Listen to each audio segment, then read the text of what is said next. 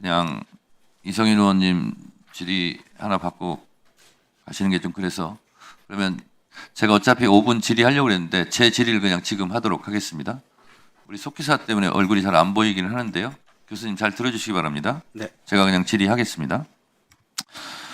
우리 서보학 교수님의 발언으로 국민적으로 큰 반향과 파장을 일으켰는데 그렇게 혹시 예상을 하셨습니까? 아니면 이것을 꼭 막아야 된다고 생각하셨습니까? 예, 저는 제가 제기한 문제 상황에 대해서 그 많은 국민들과 민주당이 좀 심각하게 문제 심각성을 인지를 하고 대처를 했으면 하는 바람에서 그 말씀을 드린 것입니다. 고맙습니다. 헌법 제67조 대통령은 국민의 보통평등 직접 비밀 선거에 의하여 선출된다. 이게 이제 국민의 참정권이지 않습니까? 네. 이 국민의 참정권, 헌법상 보장된 국민의 권리를 이렇게 절차를 지키지 않고 위법하게 대법원에서 이렇게 하는 부분에 대해서 법학자로서 많이 분노하셨습니까? 예, 저는 뭐 도저히 있을 수 없는 그 행태를 대법원이 보였다고 저는 생각을 합니다. 네. 그 이후에 현직 판사들도 코트넷에 게시글을 쓰면서 엄청난 반발을 했습니다. 특히 서울중앙지법 김주옥 판사 같은 경우는 대법원이 반 이재명 정치투쟁의 선봉장이 되었다. 이렇게까지 하면서 통렬하게 그 절차를 무시한 것을 비판했거든요. 교수님께서 생각하실 때 어떤 절차를 어떻게 위반했다고 보십니까?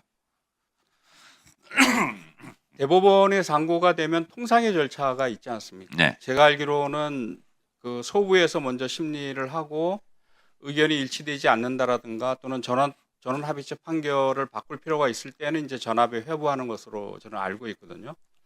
근데 지금 그 이재명 대표 관련된 그 허위사실 공표에 대한 문제는 20년에 대법원이 전원합의체 판결을 통해서 상당히 그 진취적인 자세한 판결을 내린 바가 있고 또 정읍시장 그 사건입니까? 그게 작년에 그 판결을 확인하는 또 판결이 나온 바도 있습니다. 네, 교수님. 예.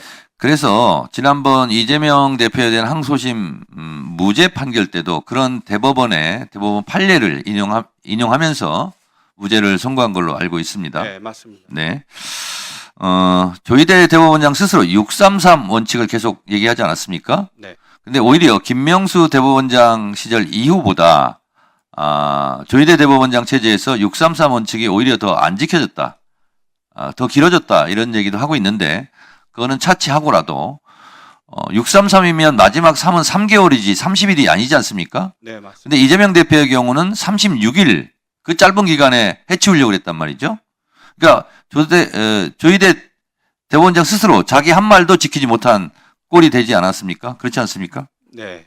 633 원칙에 따르더라도 90일을 지켜야 되고 더군다나 대선처럼 이 중요한 국가 대사가 있는 상황에서는 대선 전에 이렇게 서둘러 판결을 내려서는 안 되었다고 저는 생각합니다.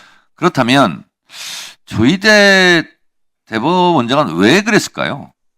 생각되시는 거 있습니까? 뭐 진보 정권이 들어섰을 때 그 사법부의 어떤 밀어닥칠 개혁 요구 이런 것을 그 회피하고자 하는 마음도 있었을 것이고 만약에 예. 그런 마음이 있었다면 대법원장으로서 자격이 없는 거 아닙니까? 예, 뭐 하여튼 국민의 신임을 배반했다고 할 수가 있겠죠. 국민의 신임은 정면으로 배반을 한 것이죠. 네, 그렇습니다. 12.3 내란으로 윤석열 대통령, 심지어 대통령까지 지금 파면된 상태 아닙니까? 네. 그런데 5월 1일 이 사법 쿠데타를 저는 범란이다라고 얘기해도 될 것 같은데 어떻게 생각하세요? 뭐 동의합니다. 저는. 네. 그렇다면 윤석열 대통령은 내란을 일으켜서 파면이 되었는데 조희대 대법원장은 본인의 거취를 어떻게 해야 된다고 생각합니까? 예, 뭐 국민들의 분노도 크고 또 내부 사법부 구성원들도 상당히 비판 의식을 좀 갖고 있는 것으로 생각을 하거든요. 그래서 대법원장이 스스로 대법원의 어떤 권위와 신뢰를 실추시킨 것에 대해서 책임을 지고 저는 뭐 사퇴하시는 것이 맞지 않나 이런 생각을 합니다. 일각에서는 국회에서 조희대 대법원장을 탄핵해야 된다 이런 목소리도 있는 거 아시죠? 네. 어떻게 생각하십니까?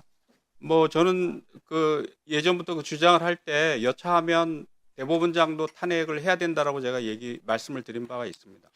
저는 이렇게 얘기했습니다. 대통령도 2명씩이나 탄핵한 국민인데 대법원장이 뭐라고 그렇게 얘기한 적이 있거든요. 네, 동의하십니까? 동의합니다. 네, 오늘 나오셨는데 하고 싶은 말씀 있으면 짧게 한 말씀 하시고 마무리하겠습니다.